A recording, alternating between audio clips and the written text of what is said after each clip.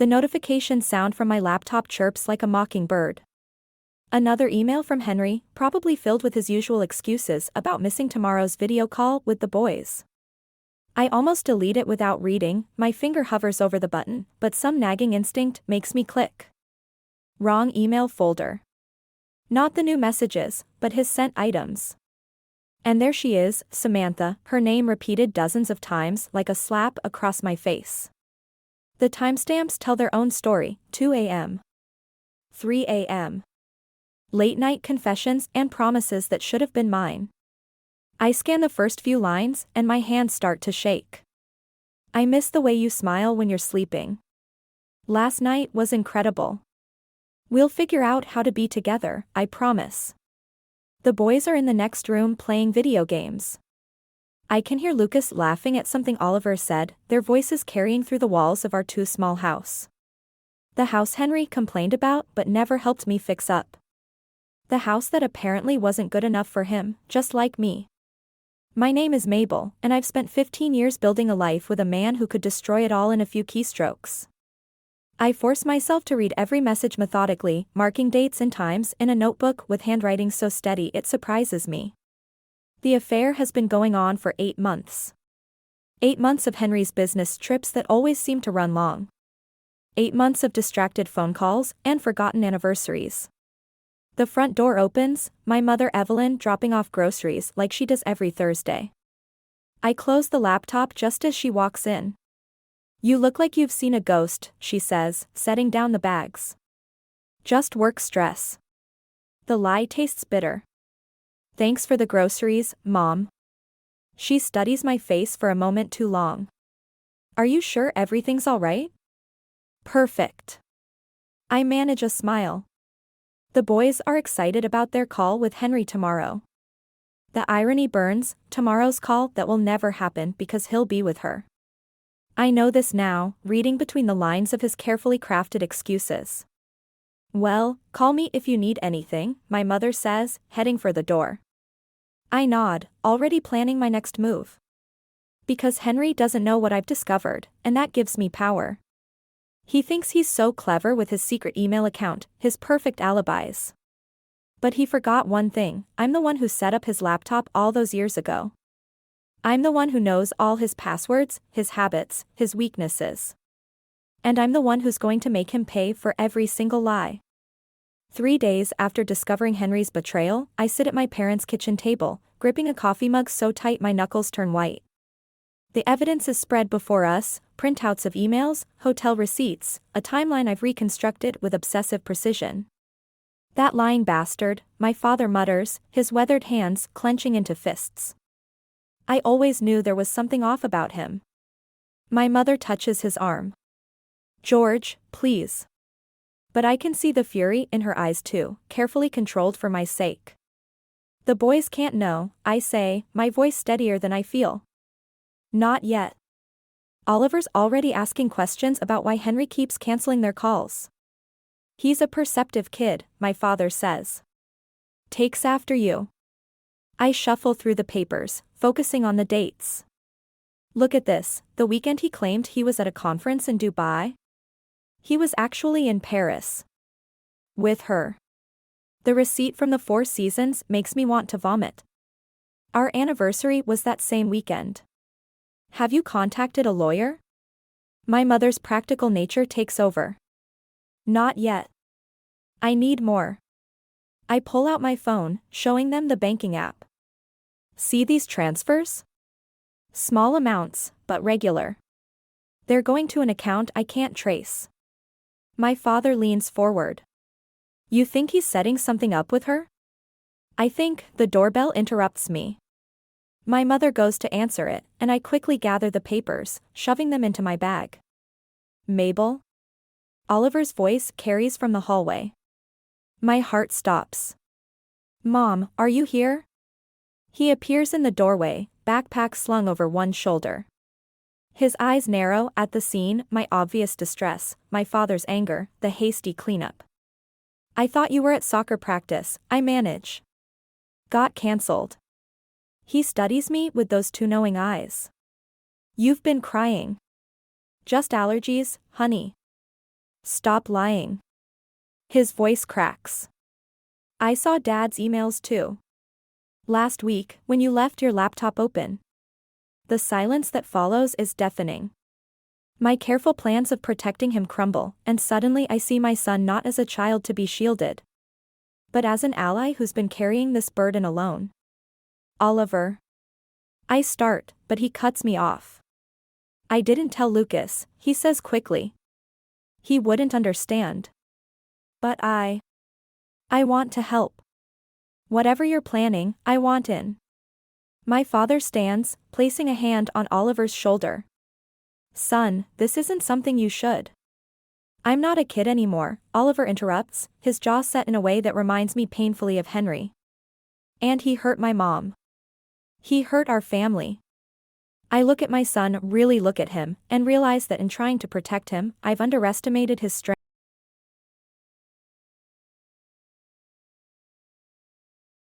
Samantha Carson. 29 years old. Senior project manager at Henry's firm. Her LinkedIn profile stares back at me from my screen, all perfect white teeth and calculated ambition. I've spent the last hour memorizing every detail, her previous positions, her rapid promotions. The carefully curated posts about leadership and success. Found something? Oliver asks, sliding a sandwich across my desk. He's taken to bringing me food, noticing how I forget to eat these days. More than something. I turn the screen toward him. Meet your father's mistress. And apparently, his newest business partner. Oliver's face hardens. What do you mean? I pull up the company newsletter I'd intercepted from Henry's email. She's being promoted to regional director. The position Henry was supposed to get. But that's his job. He's been working toward that for years. Yes, he has. I click through more documents. And now he's handed it to her on a silver platter, along with access to all his major accounts. The phone rings, Henry's ringtone. Oliver tenses, but I let it go to voicemail. We listen as his voice fills the room. Mabel, honey, I know I've been distant lately. Work's been crazy with all these changes. I'll make it up to you, I promise. Paul's announcing some big restructuring next week, and after that. I delete the message before it finishes. Lies. All of it. Mom? Oliver's voice is quiet. There's something else you should see. He pulls up Instagram on his phone, scrolling to a recent post. It's Samantha again, at some corporate event. But it's the caption that makes my blood freeze. Big changes coming. Can't wait to announce our expansion into Asian markets. Someone's getting a new office in Singapore. Singapore. Where Henry claimed his next assignment would take him. Where he'd been trying to convince me to relocate our entire family. He was going to move us there, I whisper. All of us. So they could be together. What are you going to do? I reach for my phone, pulling up Paul's contact information. Henry's boss has always liked me, always said I was too good for Henry. Time to prove him right. Mom? Oliver sounds worried now. I'm going to make a call, I say, my voice steady. And then I'm going to show your father exactly what happens when you underestimate the woman who's managed your life for 15 years. I start typing an email to Paul, attaching selected documents that show exactly how Henry and Samantha have been manipulating company resources. Then I add one final piece, a photo Henry doesn't know I have, of him and Samantha outside that Paris hotel. Dated the same day he signed off on her promotion. Sometimes, I tell Oliver, hitting send, the best revenge isn't just exposing secrets. It's letting them destroy themselves. The email from Paul arrives at 3 in the morning. My hands shake as I read it, the blue light from my phone casting shadows in the darkness. Meeting tomorrow. Urgent. Bring everything you have. Below that, 3 words that change everything, Henry knows something. I slip out of bed and head to Lucas's room, checking on him first. He's sleeping peacefully, clutching the stuffed dinosaur Henry brought him from his last business trip. The sight of it makes me want to scream. In Oliver's room, the bed is empty. I find him in the kitchen, drinking milk straight from the carton like his father used to do. Can't sleep either, he asks. Henry's been moving money, I tell him, showing him the banking app. Large amounts, all going to offshore accounts. He's preparing for something. Oliver sets down the milk. The Singapore plan? No. Worse. I pull up another email, this one forwarded by Paul. Samantha's been talking to our competitors. They're planning to take clients with them when they leave. But that would destroy Dad's company. Not the company. Just Paul. The pieces click into place as I say it. They're going to blame him for the lost accounts, then sweep in with their new positions at the competition. It's not just about the affair anymore. They're burning everything down. The house phone rings, making us both jump. At this hour, it can only be Henry. I let it go to voicemail, speaker on. Mabel. His voice is different, cold, calculated. I know what you've been doing. The emails to Paul? Amateur move. You really think you can play this game better than me? Think about the boys before you do anything else stupid. Some things, once broken, can't be fixed. The threat in his words is clear. Oliver's face goes pale. He's bluffing, I say, but my voice wavers. What if he's not? What if? The doorbell cuts him off. We freeze, staring at each other. Through the window, I catch a glimpse of a police car's lights reflecting off our neighbor's house. Mrs. Harrison? A firm knock accompanies the voice. This is Detective Moore. We need to speak with you about some concerning financial transactions. Oliver grabs my hand. Mom? I squeeze back, my mind racing. Henry's played his hand, trying to frame me for his financial crimes before I can expose him. But he's forgotten something crucial. I've kept every receipt, every document, every piece of evidence showing exactly where that money really went. It's okay, I tell Oliver, already moving toward the door. Your father just made his biggest mistake yet. He thinks he's starting a war, but I've been planning for this battle much longer than he knows. Detective Moore leaves after 3 hours of questions, but not before giving me his card with a number scrawled on the back. In case you remember anything else about those transactions, Mrs. Harrison. The moment he's gone, I call Rachel. If anyone can help me now, it's my old college roommate who became a forensic accountant. Jesus, Mabel, she says after I explain everything. Henry's really stepped in it this time. Those transfers aren't just suspicious, they're textbook money laundering. Can you prove it? Better. I can trace where it's really going. Give me 24 hours. I hang up just as Oliver appears with Lucas trailing behind him, rubbing sleep from his eyes. Mom? Why were the police here? Before I can answer, my phone buzzes. A text from an unknown number. You should see what your precious Henry and Sam get up to in the office after hours. Check your email. A friend. The attached video makes my stomach turn. Not because of the intimate moment it captures, but because of what's visible on Henry's computer screen, internal documents, client lists. Account numbers. Oliver, take Lucas to Grandma's, I say, my voice tight. Now. But Mom. Now, Oliver.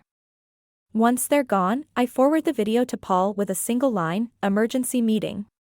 Today. His response is immediate, my office. 1 p.m. I spend the next hours preparing, organizing evidence into a devastating timeline. Rachel calls with her findings. The money trail leads to shell companies, all connected to Samantha's family business.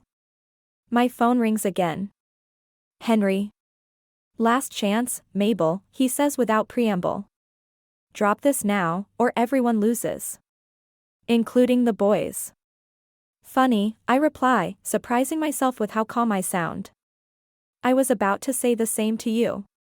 You're bluffing. Am I? Check your email, Henry. That video of you and Samantha isn't the only copy. Neither are the documents showing where all that money really went. You didn't just betray me, you betrayed the company, your clients, everyone who trusted you. Silence on his end. Then, you wouldn't dare. I already have. Paul's waiting for me. So is Detective Moore. The question isn't what I would dare to do, Henry. It's what you're going to do when everything falls apart. I end the call and gather my files. In the hallway mirror, I catch my reflection. I barely recognize the woman staring back. She looks dangerous, determined. Ready for war. My phone buzzes one last time. Rachel again, found something else. Something big. Don't confront Henry until you see this. But I'm already halfway to my car, ready to end this once and for all. Whatever Rachel found will have to wait. Some fires need to burn. Paul's office feels like a tomb. Henry sits across from me, his face a mask of practiced concern, while Samantha hovers by the window. The evidence I've gathered lies between us on Paul's desk like a loaded gun. These are serious allegations, Mabel, Paul says, shuffling through the documents. Very serious. They're nonsense, Henry cuts in. She's clearly unstable. The stress of what, Henry? My voice is ice. Finding out about your affair? The money laundering? Or the fact that you were planning to abandon our children for her? Samantha turns from the window. That's not. Shut up. The words snap out before I can stop them. Just. Shut up. Paul holds up the video still from the office security footage.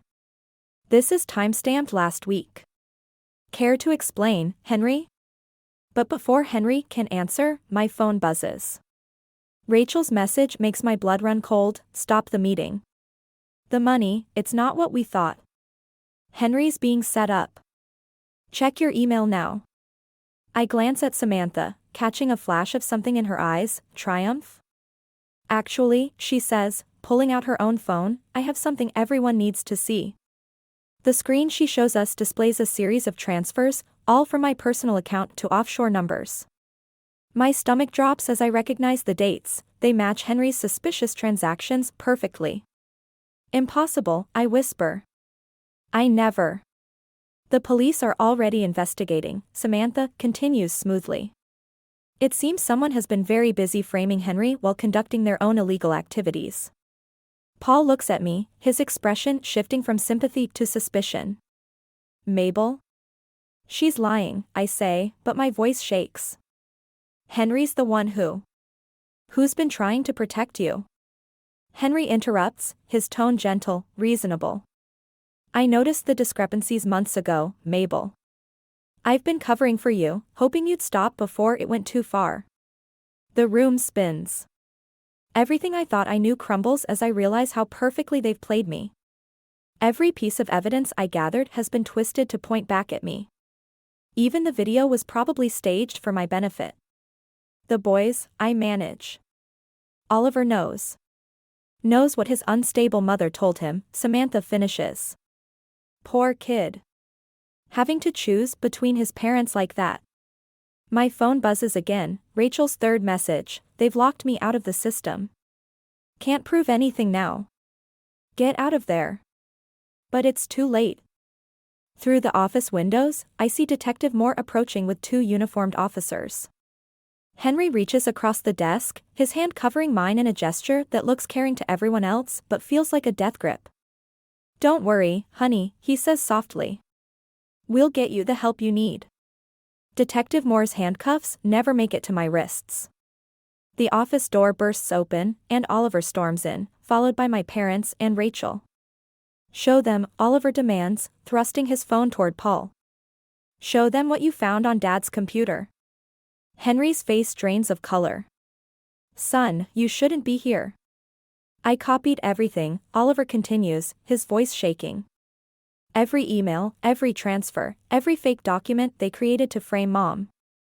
Rachel helped me trace it all back to Samantha's private server.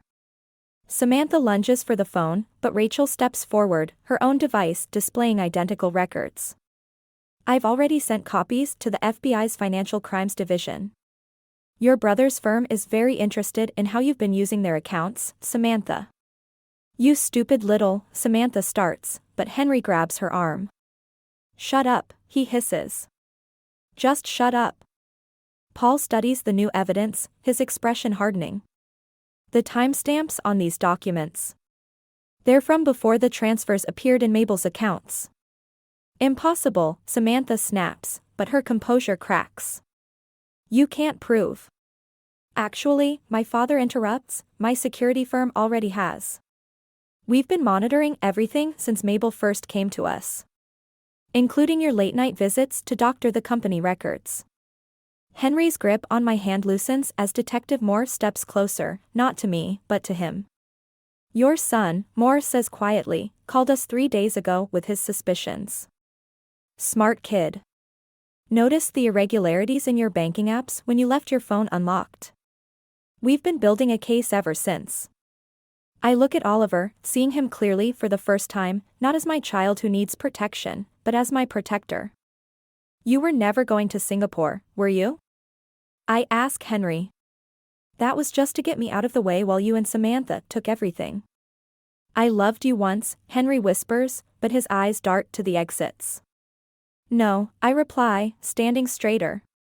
You loved what I could give you, stability, respectability, a family to hide behind while you and Samantha played your games. But you forgot something important. What's that? His voice is barely audible. Our son is smarter than both of us. As Detective Moore reads them their rights, Samantha finally breaks. It was his idea, she shrieks, pointing at Henry. All of it. The transfers, the frame-up, everything. Henry lunges for her, but the officers restrain him. In the chaos, Oliver steps to my side, slipping his hand into mine, just like he did as a little boy, but now he's the one offering strength. Let's go home, Mom, he says. Lucas is waiting. I squeeze his hand, feeling the weight of the past months finally lift. Sometimes revenge isn't about destroying your enemies. Sometimes it's about standing still and watching them destroy themselves. The morning newspaper sits unopened on our kitchen table, Henry and Samantha's arrests splashed across the front page. I haven't read it. Instead, I watch Oliver teaching Lucas how to make pancakes, their laughter filling our home with a lightness I'd forgotten could exist. Mom? Lucas asks, flour dusting his cheeks. Are we still going to move to Singapore? Oliver tenses, but I smile. No, sweetheart. We're staying right here. The doorbell rings, Rachel, carrying a thick folder. The FBI finished their investigation, she says, setting it down. They found everything. The money, the fake accounts, all of it. Henry's looking at serious time. And Samantha? Turned on him completely. Offered to testify in exchange for a lighter sentence. I push the folder aside, unread. I don't need to see it. Rachel studies my face. You sure? After everything. Did you know, I interrupt, that Oliver's starting a coding club at school? And Lucas made the soccer team. She smiles, understanding. Moving forward, then? Not exactly. I gesture to the kitchen where my sons are still cooking. Moving differently. There's a distinction. Paul calls later, offering me Henry's old position at the company. I decline. Some victories aren't about taking what someone else had, but about finding something entirely your own. That evening, we have dinner at my parents' house. The conversation flows naturally, no mention of Henry or the trial or what might have been. Instead, we talk about Oliver's upcoming science fair, Lucas's soccer games, my new business idea. I never wanted revenge, I tell my father as we clean up afterward. Not really. I just wanted to be seen, he finishes. To matter. Yeah. I watch through the window as Oliver pushes Lucas on the old tire swing. They saved me, you know. Not just from Henry's scheme, but from becoming someone I might have regretted. The mail arrives, another letter from Henry's lawyer, probably about the divorce proceedings. I add it to the stack of unopened ones on my desk at home. Some answers aren't worth seeking anymore. Later, as I tuck Lucas into bed, he asks the question I've been dreading, do you hate Dad now? No, I reply, surprising myself with the truth of it. I don't hate him. I just don't need him. Oliver appears in the doorway, listening. There's something in his expression, not quite sadness, not quite relief, that makes me realize he's been waiting to hear those words too. We're going to be okay, he says, and it's not a question. I look at my sons, these remarkable beings who showed me that sometimes the best revenge isn't about destroying what hurt you, but about building something stronger in its place. We already are, I tell them, and mean it.